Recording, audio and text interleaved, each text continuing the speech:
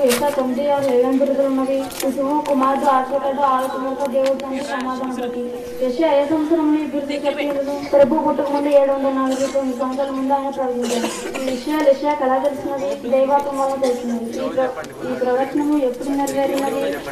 ఇది క్రీస్తు నెరవేర్త ప్రారంభమైంది కానీ నిత్యము నెరవేర్చనే ఉన్నది. యేసు ప్రభు ఒక మొదటి రాకకు సంబంధించిన ఈ ప్రవచనము రెండో రాకకు ముక్తి తెచ్చుకున్నట్టు ఏమైనా సూచించగలవా? ఈ లోకం నుండి మోక్ష లోకమునకు ఆరోహణము కావాల్సిన సంఘం ఒకటి ఇప్పుడు సిద్ధమవుతున్నది. యేసు ప్రభువు మేకొండే వచ్చినప్పుడు మనము మనమందుకుంటమే వెళ్ళిపోయాము. అప్పుడే సంఘంలో పరిపూర్ణమైన సమాధానం కలిగింది. అంతకుముందు సమాధానం లేదా? అంతకుముందు కూడా సమాధానము అనగా శాంతి కలిగింది కానీ అప్పుడప్పుడు శాంతి ఉండను. అది సమాధానం ఉంటుంది కానీ ఆయన సమాధాన సంగతులు నిలుపుకోలేని కారణంగా అది కనపడకపోయింది. రెండో రాజు సూచన ఎక్కడ ఉన్నది?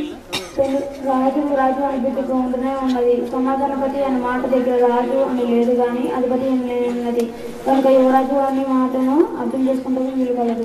ఈ సూచన ఎక్కడ ఉన్నది? ఎందుకు మాట అభివృద్ధి సంఘంలో యేసు ప్రభు తీసుకొని వెలుగుకు వచ్చినప్పుడు యువరాజు అనిపించుకోను.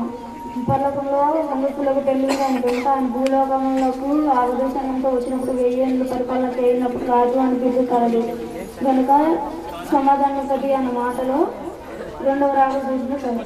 దీనిని బట్టి చూడగానే యువరాజు రాజు అని కూడా ఒక పెద్దలు ఉన్నామని గ్రహించవచ్చు. అవును, ఆయన రాజే ఆయన యువరాజు ఆయన శాంతి ప్రపంచాన్ని ఆయన రాజే ఆయన బహిరంగంతో భూమి మీద రాజే అప్పుడు విశ్వాసులు అవిశ్వాసులు మహాశోకం అనిపించారు. అదే శాంతి పరిపాలన అదే సమాధానం పెడతారు.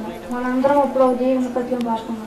యేసుక్రీస్తులోని ఎంచుతగిన దివ్యుగము చూసిన ఆయన దీర్ఘదశ ఆయన అనుభవం అందరికీ కలిగింది కాక దేవుని వల్ల కలిగాం అందుకు మన